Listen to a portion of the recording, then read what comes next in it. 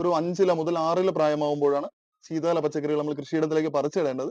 അപ്പൊ അത് കഴിഞ്ഞു കഴിഞ്ഞാൽ നമുക്ക് ചെടികൾ കുറച്ചുകൂടെ ഒരു വെജിറ്റേറ്റീവ് ഗ്രോത്തിന്റെ ഒരു ശരിയായ ലെവലിലേക്ക് ഉയരുമ്പോൾ നമ്മൾ കൃത്യമായിട്ട് പറിച്ചിട്ടില്ലെങ്കിൽ അത് വിളവിനെ സാരമായി ബാധിക്കാറുണ്ട്. കാരണം എന്ന് പറഞ്ഞാൽ ഇങ്ങനെയുള്ള ക്രോപ്പുകൾക്കൊക്കെ ഒരു നിശ്ചിത കാലാവധിയുണ്ട്. അപ്പോൾ ആ കാലാവധിക്കുള്ളിൽ സമയബന്ധിതമായി തന്നെ വിത്ത് പാകുന്നതും പറിച്ചിടുന്നതും വളപ്രയോഗങ്ങൾ നടത്തുന്നതും ജലസേചനം നടത്തുന്നതും എല്ലാം ചിട്ടയായിട്ട് ചെയ്താൽ മാത്രമേ നമുക്ക് നന്നായിട്ട് നമ്മുടെ വീടുകളിൽ ശീതകാല പച്ചക്കറികൾ നമുക്ക് കൃഷി ചെയ്യാൻ പറ്റൂ. കേരളത്തിൽ മഞ്ഞുകാലത്താണ് ശീതകാല പച്ചക്കറികൾ നന്നായിട്ട് വളരുന്നത്. വൃശ്ചികം, ധനു, മകരം എന്നീ മാസങ്ങളിലെ നല്ല മഞ്ഞില് സൂപ്പറായിട്ട് നമ്മുടെ വീടുകളിലൊക്കെ ശീതകാല പച്ചക്കറികളൊക്കെ നമുക്ക് വിളയിച്ചെടുക്കാം.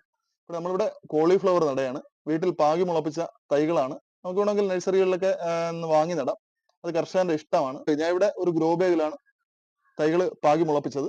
അപ്പോൾ നമ്മൾ മുളപ്പിച്ച തൈകളൊക്കെ എന്ന് പറഞ്ഞാൽ കൃത്യമായിട്ട് ജലസേചനം കൊടുക്കണം, കൃത്യമായിട്ട് വളപ്രയോഗം നടത്തണം. അതിൽ മറ്റു കീടരോഗബാധയൊന്നും ഇല്ലാതിരിക്കുന്നതിന് വേണ്ടിയുള്ള നിയന്ത്രണ മാർഗങ്ങൾ കൊടുക്കണം.